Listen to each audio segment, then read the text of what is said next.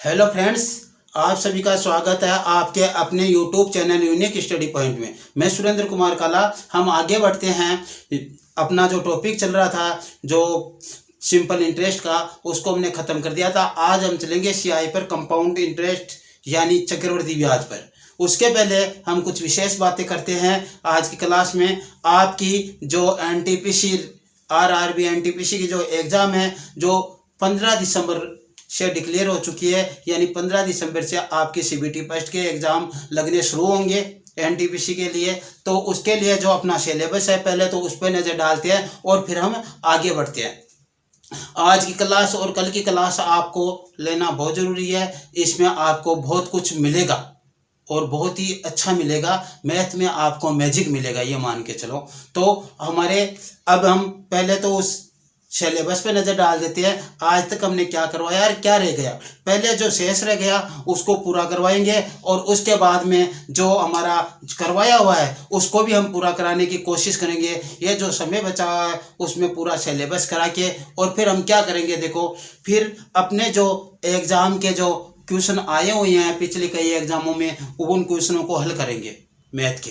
तो ये सब हमारे को करना है, जिसके लिए आप साथ बने रहिए। उसके लिए चाहे हमारे को एक सुबह वीडियो डालने के बजाय शाम को भी एक वीडियो डालना पड़े, 2 वीडियो डालने पड़े दिन के, तो भी कोई बात नहीं। लेकिन हम अपना क्या टारगेट पूरा करेंगे और आप हमारे साथ बने रहोगे। गारंटी के साथ बात है, एग्जाम में एक भी क्वेश्चन एनटीपीसी में ऐसा नहीं होगा जो हमारे सिलेबस से बाहर हो। यानी हमारे बताए हुए जो तरीके हैं उनसे बाहर एक भी क्वेश्चन आपको एग्जाम में नहीं मिलेगा। मैथ के एग्जाम में अपना 100% गारंटी है आपसे। आप बने रहिए, विश्वास बनाए रखिए और लगातार बने रहो। लगातार अभ्यास करोगे, आपको सफलता निश्चित मिलेगी। और आप ऐसे मानकर चलो एनटीपीसी फाइट कर चुके हो, आपकी तैयारी की ही बात है, आपको तैयारी करना है। तो डेली के जो आप यदि विशेष कहोगे कि सर हमारे 2 वीडियो करना डालना शुरू कर दो, तो 2 वीडियो भी डालना शुरू कर दूंगा डेली के मैं, सुबह और शाम। लेकिन अपना जो सिलेबस पूरा करा के जो बचा हुआ है शेष, उसके बाद में जो अपना जो नंबर सिस्टम है उसको एक बार दोबारा से लेंगे, है ना, और उसको जल्दी से पूरा करा के फिर हम क्या करेंगे, अपने जो टॉपिक है जो अपने एग्जाम में क्वेश्चन आए हुए हैं उनको टॉपिक वाइज हल करेंगे। ठीक है, यानी एक पेपर हमने डेली उठाया, उसको हल किया मैथ के को, कल दूसरे को करेंगे। इस तरीके से हम डेली के एक या 2 पेपर हल करेंगे। इस प्रकार से आपके 10-12 पेपर भी हल हो जाएंगे। तो ओके, आप बने रहिए। आप सीबीटी फर्स्ट का जो मैथ का जो सिलेबस है वो देखो। पहले तो आपको बता दिया जाता है कि जो अपना सीबीटी फर्स्ट का जो मेथड है वो क्या है। देखो, अपने जो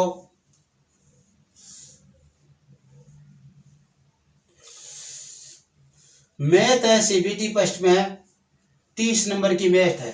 कितने नंबर की? 30 नंबर की। फुल मार्क कितने होंगे?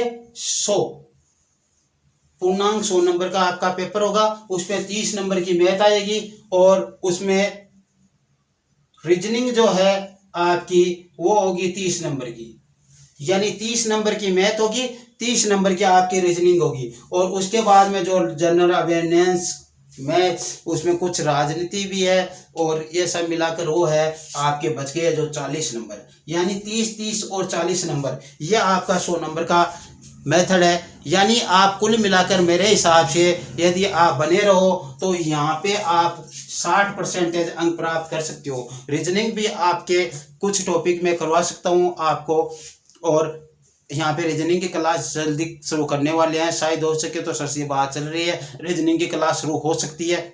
दूसरे सर से बात कर रहा हूँ मैं, तो वो यदि आ जाए तो यहाँ पे रीजनिंग की क्लास आपकी शुरू हो सकती है, वरना मैथ की क्लास आपकी डेली रूटीन में चलेगी। यदि रीजनिंग का कोई टॉपिक आपको हार्ड लगता है तो वो यदि नहीं भी आ पाए सर तो मैं करवा दूंगा आपकी। तो मैथ 30% नंबर की, 30 नंबर का रीजनिंग और अन्य जो है वो है 40 नंबर का। यानी ये आप 60 में से 50 नंबर भी गैदर्ड करते हो यहाँ पे, और यहाँ पे आप लगभग 30 या 25 नंबर लाते हो तो आपके 75% के नंबर जाते हैं और आप सीबीटी फर्स्ट क्लियर करने वाले हो, यानी उसको फाइट करने वाले हो। ऐसी कोई बात नहीं है, अभी भी आपके पास समय है। यदि कुछ भी तैयारी नहीं की तो आप बहुत कुछ प्राप्त कर सकते हो। अभी भी आपका जो ध्येय है एनटीपीसी क्लियर करना, एनटीपीसी फाइट करना, तो एनटीपीसी आपकी फाइट हो जाएगी अभी भी, यदि आज से ही आप जमकर लग गए तो। बार बार आप मैथ और रीजनिंग पर विशेष ध्यान रखो, क्योंकि विशेष गिने चुने टॉपिक, और फिर इसमें जो जनरल अवेयरनेस में है, जो आपका करंट जीके है, उसको आप विशेष ध्यान रखो। करंट जीके तो अपना तैयार होना ही चाहिए, क्योंकि करंट जीके हमारे को हार्ड लगता है लेकिन शॉर्ट होता हो, उसको हम यदि तैयार कर ले तो उसमें क्वेश्चन पूरे में से पूरे सही हो जाए तो बहुत अच्छी बात है। करंट जीके के काफी क्वेश्चन आते हैं आजकल। तो ये सब बातें हैं, मैंने आपको बता दिया कि मैथ 30 नंबर की है, 30 नंबर की रीजनिंग है, और फिर 40 नंबर का जो अन्य मैटर है वो। अब चलो देखो हम करते हैं सिलेबस की बात। आज अपनी सिलेबस के लिए बात चलेगी, थोड़ा बहुत क्वेश्चन की बात करेंगे, फिर आगे हम बढ़ेंगे। तो कुल टोटल 100 नंबर का पेपर होगा, उसमें 30 नंबर की मैथ होगी, 30 नंबर की रीजनिंग होगी, 40 नंबर का अन्य मैटर जो है वो होगा। ठीक, अब आते हैं मैथ पे। तो मैथ की बात करते हैं तो देखो मैथ में सबसे पहला नंबर सिस्टम क्या है, नंबर सिस्टम यानी संख्या पद्धति। दूसरा है डेसिमल, दशमलव, क्या है, दशमलव भिन्न, जो हमारा संख्या पद्धति में करवा देते हैं हम उसको। और HCF यानी एल लेस है व मस है। और रेशियो प्रोपोर्शन, अनुपात समानुपात, क्या है, अनुपात समानुपात, अनुपात समानुपात, ये हो गया अपना। ठीक है, फिर हमारा जो आगे का है उसमें है परसेंटेज, प्रतिशत, क्या है, प्रतिशत।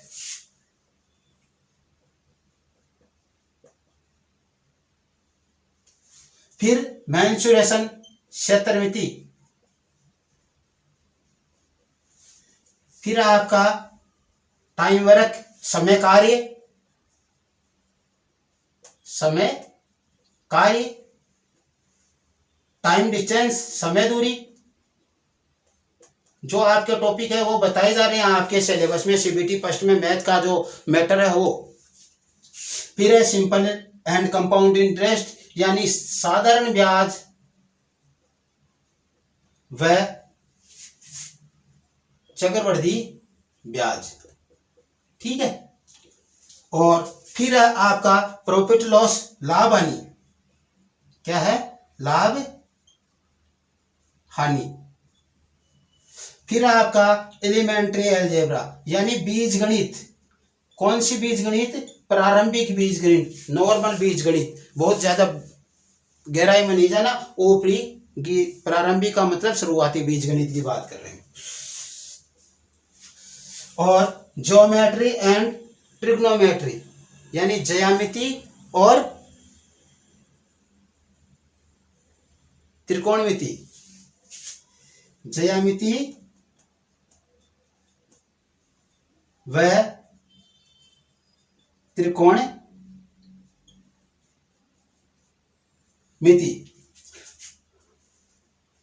फिर है एलिमेंट्री स्टैटिक्स यानी सांख्यिकी, प्रारंभिक सांख्यिकी, प्रारंभिक आंकड़े। ये सब आपके 14 पॉइंट है इसमें, जो आपके सीबीटी फर्स्ट के में मैथ का जो सिलेबस आने वाला है वो 14 पॉइंट है। और ये आपके सामने है सभी। नंबर सिस्टम, संख्या पद्धति। अब इनमें से देखो दूसरे नंबर पर डेसिमल, दशमलव भिन्न, और तीसरे नंबर पर लस है मस है, चौथे नंबर पर अनुपात समानुपात, पांचवें नंबर पर प्रतिशत, छठे नंबर पर मेंसुरेशन क्षेत्रमिति, सातवें नंबर पर जो है आपका 13 टॉपिक ये करने में थोड़ी गलती हो गई। 7वें नंबर पर टाइम वर्क, समय कार्य, और 9वें नंबर पर जो आपका है टाइम डिस्टेंस, समय दूरी, और 10वें नंबर पर है जो सिंपल एंड कंपाउंड इंटरेस्ट यानी चक्रवृद्धि ब्याज, साधारण ब्याज व चक्रवृद्धि ब्याज। और आगे है जो आपका प्रॉफिट लॉस, लाभ हानि, फिर आ गया एलिमेंट्री अलजेब्रा प्रारंभिक बीजगणित, और फिर आ गया ज्योमेट्री एंड ट्रिग्नोमेट्री ज्यामिति एवं त्रिकोणमिति, और फिर आ गया है एलिमेंट्री स्टैटिक्स यानी सांख्यिकी प्रारंभिक सांख्यिकी। ये सब अपना क्या है सिलेबस है सीबीटी फर्स्ट का। सीबीटी फर्स्ट का क्या है सिलेबस ही है। तो ये सब आपको ध्यान में रखते हुए आपको तैयारी करनी है। अब देखो इनमें से अपने हुए हुए कौन कौन से टॉपिक है मैं आपको बता देता हूँ। पहला टॉपिक संख्या पद्धति अपना हुआ है और आपको प्लेलिस्ट में मिल जाएगा। संख्या पद्धति को हम दोबारा से कराने की भी कोशिश करेंगे, पूरे कोई ये जो करवा दिया उसको भी दोबारा से कराने की कोशिश करेंगे। लेकिन आप बीच में यदि आपकी रिक्वेस्ट डाल दो कि सर हमारे को जो पीछे के पेपर करवाओ, तो वो पेपर कराने के चक्कर में हो सकता है अपना जो ये कराया हुआ ही रखना पड़े, वो एक अलग बात है। फिर डेसिमल्स दशमलव भिन्न ये अपना इसी में हमने करवाया हुआ है। ये दशमलव भिन्न का चैप्टर आपको करवाया हुआ ना, आवर्तीय अनावर्तीय वो सभी। फिर लसमस ये आपका करवाया हुआ है। फिर रेशियो एंड प्रोपोर्शन ये भी करवाया हुआ है। फिर परसेंटेज करवाया हुआ है। मेंसुरेशन नहीं करवाया, टाइम वर्क नहीं करवाया, टाइम डिस्टेंस नहीं करवाया, सिंपल इंटरेस्ट करवा दिया, और चक्रवृद्धि ब्याज आज हम थोड़ा सा शुरू करेंगे, और अपनी आज से गाड़ी चक्रवृद्धि ब्याज की शुरू हो जाएगी सीआई की। ठीक है, तो ये अपना चल रहा है। उसके बाद में लाभ हानि हमने करवा दिया।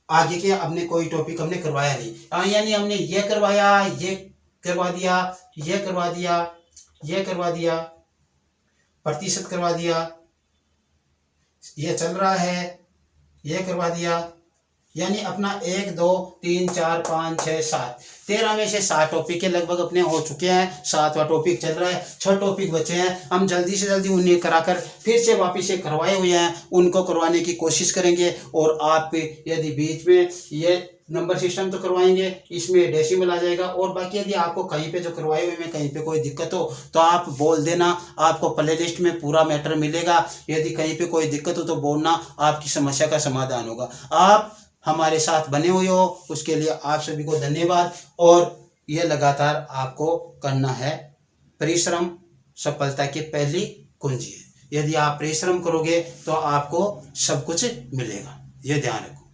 तो परिश्रम करना जरूरी है, परिश्रम करोगे तो आपको पक्का जो आपका लक्ष्य है वो प्राप्त होगा। और ये हमारी गारंटी है, जो हम कराएंगे उनके बाहर उन तरीकों से बाहर कोई क्वेश्चन नहीं आएगा। हो सकता है संख्याएं चेंज हो, वो एक अलग बात होती है, बाकी क्वेश्चन ऐसा नहीं कह सकते आप सर के आपके बिना पढ़ाए हुए क्वेश्चन में से ये क्वेश्चन आ गया, ये तरीका तो आपने बताया नहीं था, ऐसा आपको नहीं मिलेगा कहीं पे भी। हम और थोड़ी स्पीड भी बढ़ाएंगे, क्योंकि अब हमारे को एग्जाम का फोकस हो गया है, इतनी तारीख का 15 दिसंबर से एग्जाम शुरू है, तो हम उसके अनुसार अपनी क्या बढ़ाएंगे, गति बढ़ाएंगे। और बने रहिए आप। ओके, तो ये अपना सिलेबस की बात थी। अब हम आगे आज शुरू करेंगे सीआई कंपाउंड इंटरेस्ट, चक्रवर्ती ब्याज।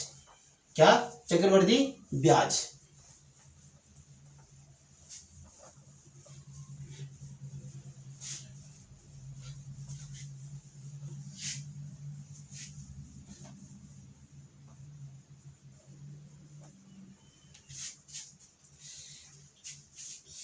क्या कर रहे हैं आज हम शुरू?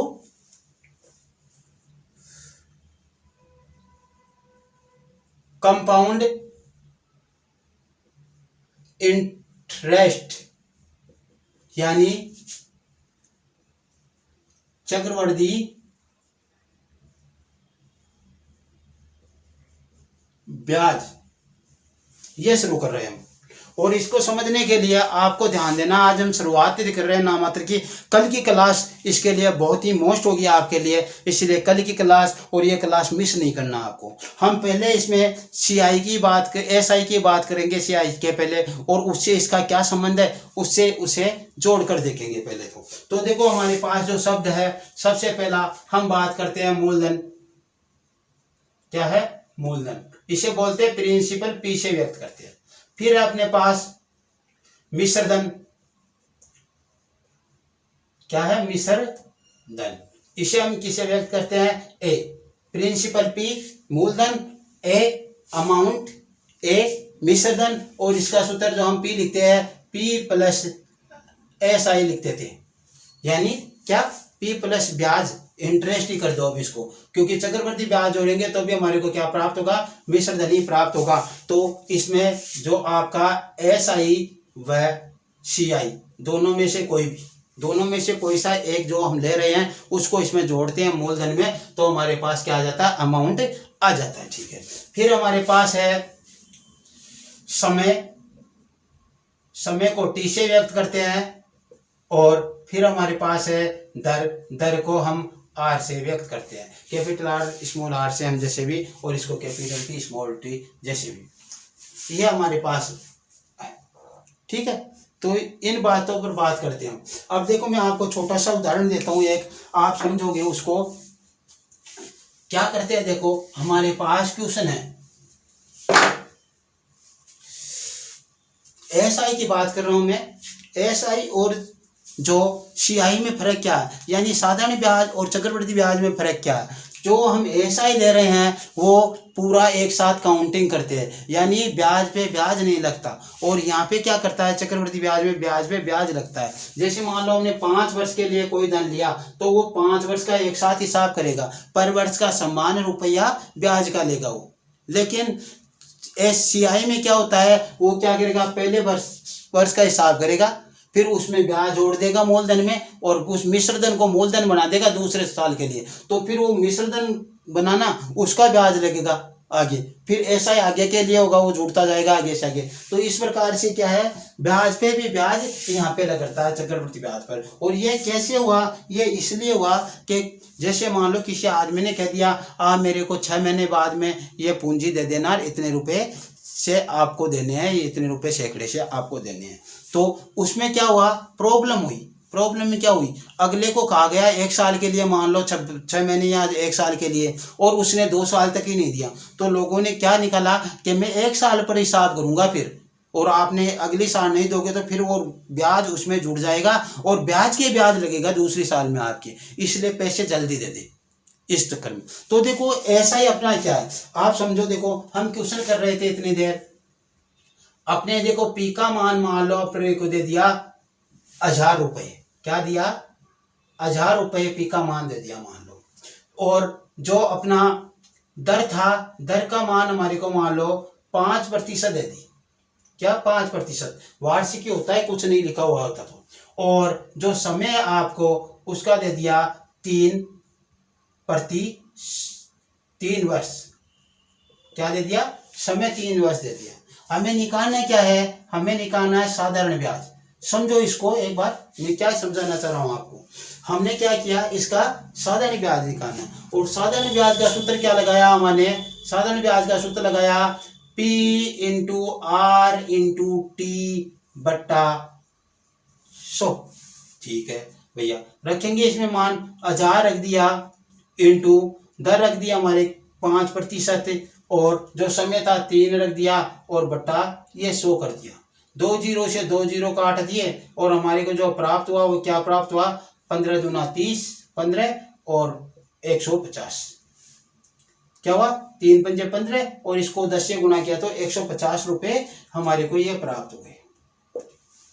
ठीक है, अब देखो इसको और भी सोल्व करने का तरीका क्या है, प्रतिशत के 2 बिंदु लगती है, वो नीचे जाती है, तो उससे हम 2 0 काट सकते हैं। तो देखो क्या किया हमने यहाँ पे देखा, क्या देखा, 3 पंजे 15, यानी जो आपका SI है उसको हमने क्या मान लिया कि R इंटू T के बराबर है। SI क्या है, R इंटू T के बराबर है SI। तो R इंटू T को इनको गुणा किया तो हमारे को क्या प्राप्त हुआ, 15%। ये जो 15% प्राप्त हुआ, ये क्या है, ये 15% कह रहा है कि मैं इसका 15% हूं मूलधन का। यदि आप इस मूलधन का इतना झमेला ना करके आप मूलधन का 15% निकाल लोगे तो मैं ब्याज प्राप्त हो जाऊंगा, जो आपका साधारण ब्याज है वो प्राप्त हो जाऊंगा। इसका कहने का मतलब ही है। तो चलो देखिए हम निकाल कर देखते हैं क्या होता है। तो हमने क्या किया, SI के बराबर जो हमने लिया था R इंटू टी, यानी 5% इंटू 3 बराबर 15%। हमें निकालना SI रुपयों में। ये किस में था? दर में था। ये कह रहा है मैं मूलधन का 15% हूं। किसका? मूलधन का 15% हूं मैं। ये कह रहा है। तो मूलधन का 15% है तो देखो, देखिए 1000 का 15%। आपको सूत्र लगाने की आवश्यकता ही नहीं। 2 शून्य से 2 शून्य काट दिए, कितने आ गए? 150 रुपये आ गए। 150 रुपये आ गए। 2 शून्य से 2 शून्य कटे, यानी हमने क्या किया? 1000 गुना 15%। इस प्रतिशत को यहाँ से काटोगे तो यहाँ पे 2 जीरो कट जाएंगे इसके गुणा वाले से, क्योंकि ये प्रतिशत का 100 नीचे जाएगा और सीधा 150। आप ऐसे लिख सकते हो 150 रुपए। बस एक तो ये बात समझने की आपके लिए कि आप क्या कर सकते हो, जो साधारण ब्याज निकाल रहे हो वो केवल दर और समय का गुणनफल लो। अब देखो क्या कहना चाह रहा हूं। मेरे कहने का मतलब है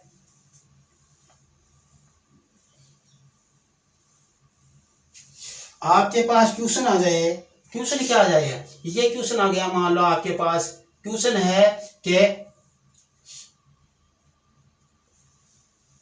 किसी धन का 2 वर्ष का 3% वार्षिक या 3% दर, 3% वार्षिक साधारण ब्याज की दर से ब्याज होगा। अब बोलो इसमें आप क्या सोचोगे?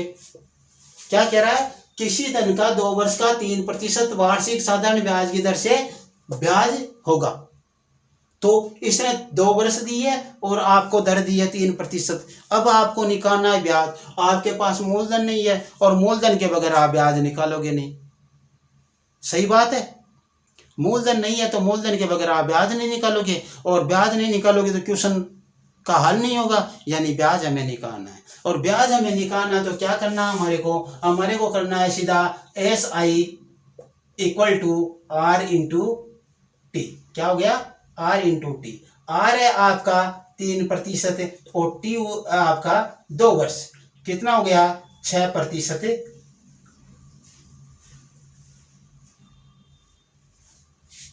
6% लिखकर छोड़ दो। आपको क्या हो गया? 6%। कितनी प्रतिशत होगी? दर। यानी ये कह रहा है ब्याज 6% है। किसका? किसका भाई? मूलधन का। किसका? मूलधन का।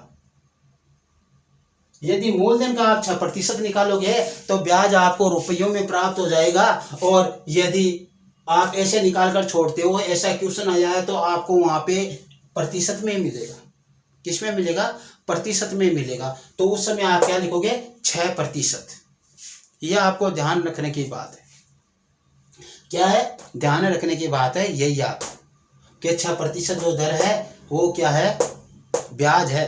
क्या क्या हमने समय और दर को गुणा कर दिया, वही तो ब्याज है। यह साधारण बन गया। यह देखो किया क्या, आपके पास क्वेश्चन था कुछ इस तरीके से, SI बराबर P into R into T बटा 100।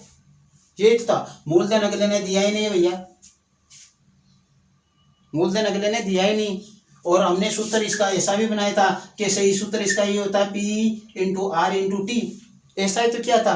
तो ये मूलधन हमारे पास है ही नहीं, इसका मतलब SI का सूत्र क्या हो गया? R into T.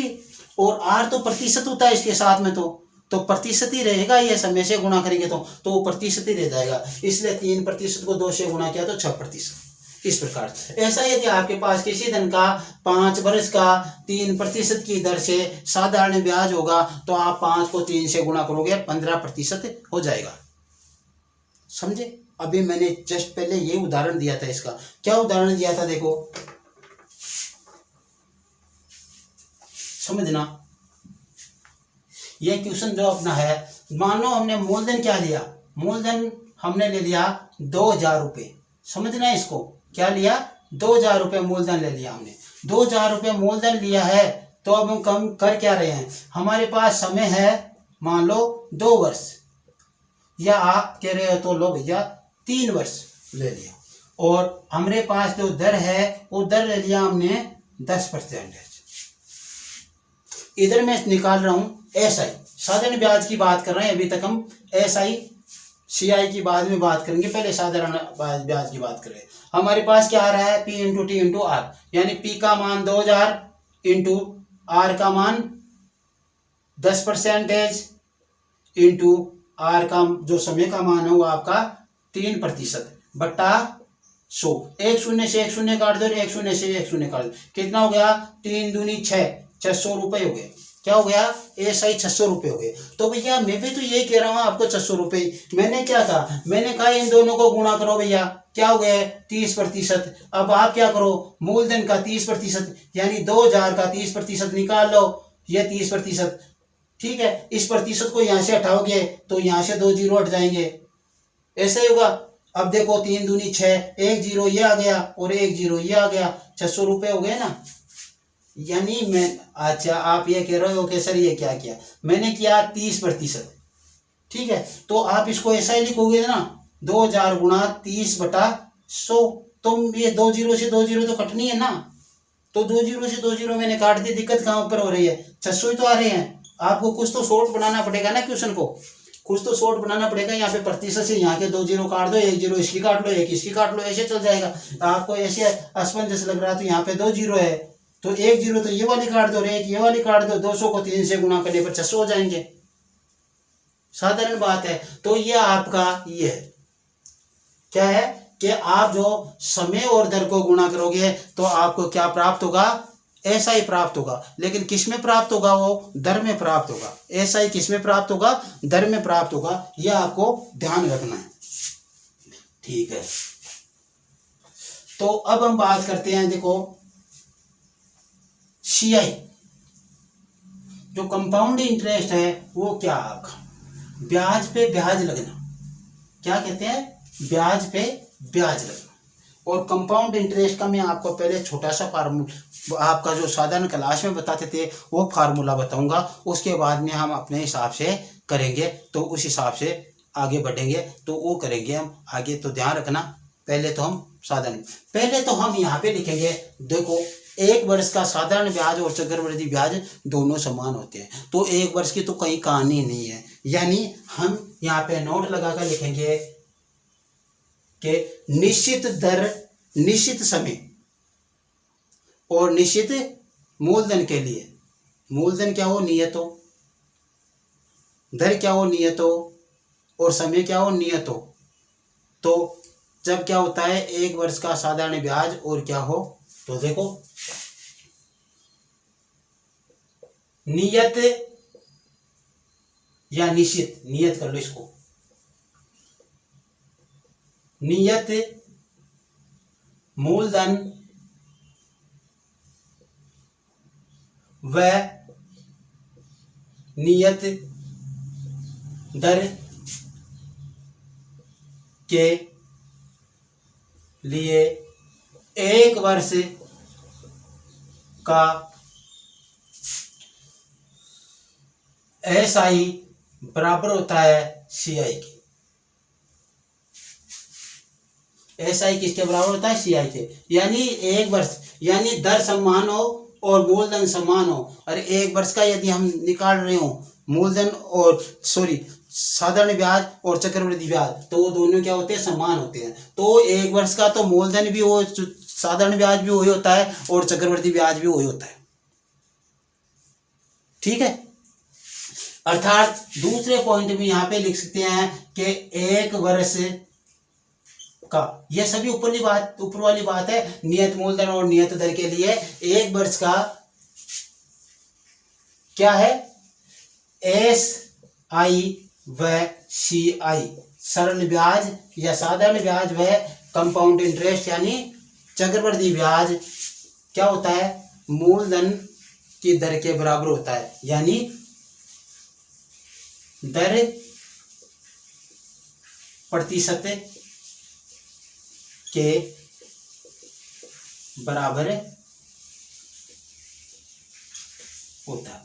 क्या कह रहे हैं हम कि जो 1 वर्ष का एसआई व सीआई है वो यदि क्या हो मूलधन नियत हो और दर नियत हो तो वो दर के बराबर ही होता है 1 वर्ष का सीआई और तो ऐसा क्वेश्चन यदि आप क्या है कि 1000 रुपये का 1 वर्ष का 5% की दर से चक्रवृद्धि ब्याज और क्या ज्ञात करोगे आप चक्रवृद्धि ब्याज और सरल ब्याज ज्ञात कीजिए। तो आप क्या करोगे 5% है जो निकाल लेना 1000 का दोनों समान होगा। या आपके पास ऐसा क्वेश्चन आ जाए कि 1 वर्ष के चक्रवृद्धि ब्याज और देखो नियत मूलधन और नियत दर के लिए 1 वर्ष के चक्रवृद्धि ब्याज और साधारण ब्याज का अंतर बताओ। नियत मूलधन और नियत दर के लिए 1 वर्ष के चक्रवृद्धि ब्याज और साधारण ब्याज का अंतर क्या होगा। तो आप लिखोगे CI माइनस SI बराबर क्या होगा 0 होगा। 1 वर्ष के लिए साधारण ब्याज और चक्रवृद्धि ब्याज क्या होते हैं दोनों समान होते हैं इसलिए 0 होगा। यह ध्यान रख छोटी छोटी बातें आपको ध्यान रखने की आवश्यकता है। यहाँ पे दर के बराबर होता है 1 वर्ष का जो दर होगी ये हम क्या कह रहे थे इन दोनों को गुणा करके तो रखते हैं दर और समय को गुणा करके रखते हैं। तो समय तो 1 वर्ष है 1 वर्ष को किसी को भी गुणा करो तो दर के बराबर ही आएगा। तो दर 5% होगी तो 5% हो जाएगा ब्याज और 10% होगी तो 10% हो जाएगा क्योंकि 1 वर्ष ही तो है। तो 1 वर्ष का एक तो CI और SI समान मूलधन और समान दर के लिए समान होता है। इनको बदलना नहीं है भाई सेम रहना है जैसा मूलधन जितना वही और दर जितनी वही तभी है। आप मूलधन को बदलोगे तो वो तो ज्यादा बढ़ जाएगा ऐसा नहीं है समान होना चाहिए मूलधन समान और दर समान तभी 1 वर्ष का CI और SI बराबर होता है। 1 वर्ष के CI और SI जो है दर के प्रतिशत के बराबर होता है दर प्रतिशत के बराबर यानी यदि 5% पूछा तो 5% मूलधन का निकालो वही आएगा वही CI है वही 1 वर्ष के CI और SI का अंतर भी क्या होगा 0 होगा। ये हमारे को ध्यान देना है ठीक है। तो ये अपनी बात अभी तक की थी जो हमने की ठीक है 1 वर्ष के लिए हमने बात की तो ये आपको ध्यान रखना है।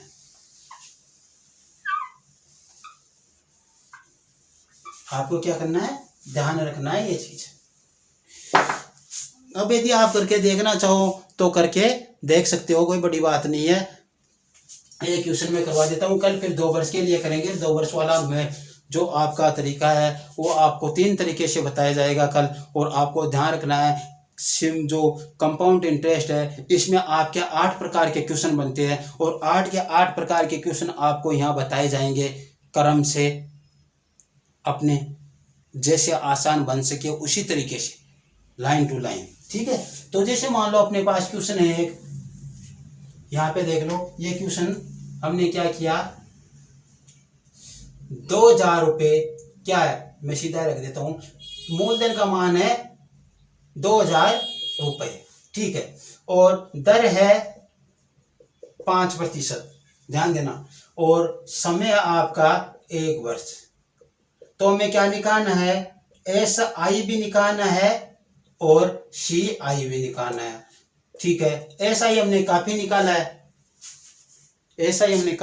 है SI क्या किया इसका 5% यानी वही वैसे निकालोगे तो वैसे नहीं समय को इसे गुना करोगे SI के बराबर क्या हो जाएगा पहले दर में निकालो 1 को 5 से गुना किया तो 5% यानी मूल की दर 5% मूलधन का 5% यानी 2000 आपको दिया गया है उसका 5% निकालना आपको ठीक है। 2 0 से 2 0 गए कितने आ गए 100 आ गए 5 को 20 से गुणा करने पर 100 आ गए। अब देखो यहाँ पे जो आपका चक्रवृद्धि ब्याज है उसके पहले आप अमाउंट निकाल लो क्योंकि घटाना पड़ेगा आपको लास्ट में। तो अमाउंट बराबर होता है मूलधन इनटू हम ये सूत्र नहीं लगाएंगे ये ध्यान रखना इस सूत्र से नहीं करेंगे क्वेश्चन इसलिए आप कंफ्यूज नहीं होना आगे हम नए सूत्रों से करेंगे सूत्र है नहीं उनमें। आप ये देखो बहुत आसान है लेकिन मैं आपको क्लास के तरीके से बता रहा हूँ। आपको वहां पे बताया गया था 1 + R/100 की घात समय तो मूलधन 2000 इंटू 1 प्लस दर आपकी 5% बटा 100 और घात समय 1 है ठीक है। ये क्या हो गया 2 इंटू कितना हो गया 105 बटा 100 क्योंकि घात 1 ही ऊपर कटता है तो काट लो 2 0 से 2 0 20 को 105 को 2 से गुणा किया तो 210, उसके आगे एक शून्य लगा दो, यानी कितना आया मान हमारे पास, ये अमाउंट आया हमारे पास 2100 रुपये। हमें निकालना क्या है, CI क्या है, अमाउंट माइनस पी, यानी 2100 माइनस पी आपका 2000 है, क्या है 2000, कितना आया 100 रुपये। यहाँ पे भी 100 रुपया आता है।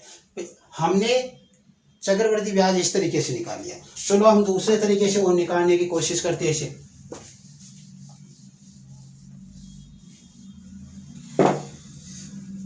5% है और हमने कहा था 5% की बिन कितनी होती है भैया, 1/20 होती है, यानी ब्याज लग रहा है, इसका मतलब बढ़ रहा है।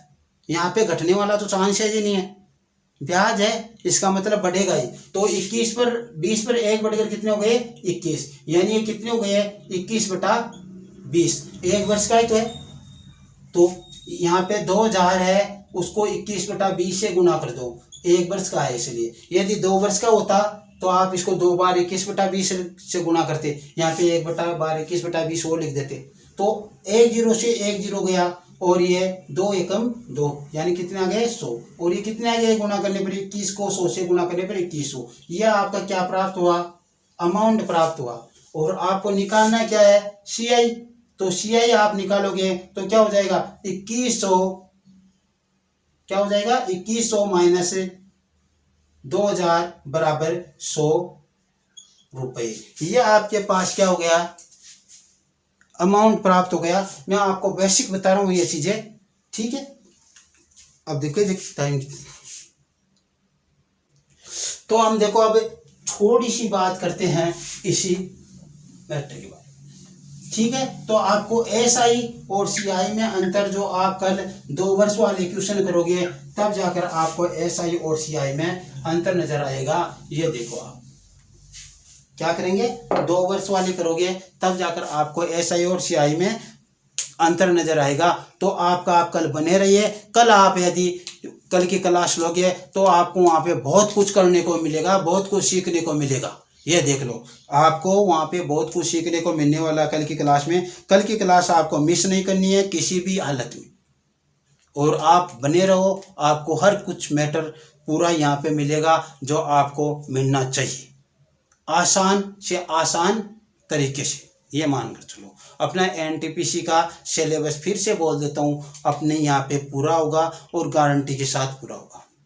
सिलेबस पूरा कराएंगे, चाहे हमारे को दिन में 2 क्लास लेनी पड़े, चाहे 3 क्लास लेनी पड़े, लेकिन सिलेबस आपका यहाँ पे परीक्षा के पहले पूरा होना है। ये देख लो, आपकी परीक्षा के पहले सिलेबस मैथ का NTPC का यहाँ पे पूरा करा देंगे। जो आपको मैंने टॉपिक बताया 13 टॉपिक है, वो 13 टॉपिक कुछ किए हुए हैं उनको पहले छोड़ रहे हैं, और जो नहीं किए उनको पहले करते हैं। फिर आप कहोगे सर जो पहले करवाए थे वो है, उनमें से कुछ टॉपिक ये और कराओ, तो वो आपको करवा देंगे। वरना मेरा कहना है नंबर सिस्टम तो आपको कराना ही कराना है, तो नंबर सिस्टम तो करा दूंगा, लेकिन थोड़ी स्पीडली करा देंगे उसको, रैपिडली। और फिर उसके बाद में हम क्या करेंगे, कई सालों के जो आपके रेलवे के जो एग्ज़ाम के क्वेश्चन आए हुए हैं मैथ के एग्ज़ाम में, वो हल करेंगे और उनसे आपको बहुत कुछ मिलेगा, ठीक है। तो ओके, आप बने रहिए, हमारे यहाँ पे आपको सब कुछ मिलना है। Okay bye, thank you.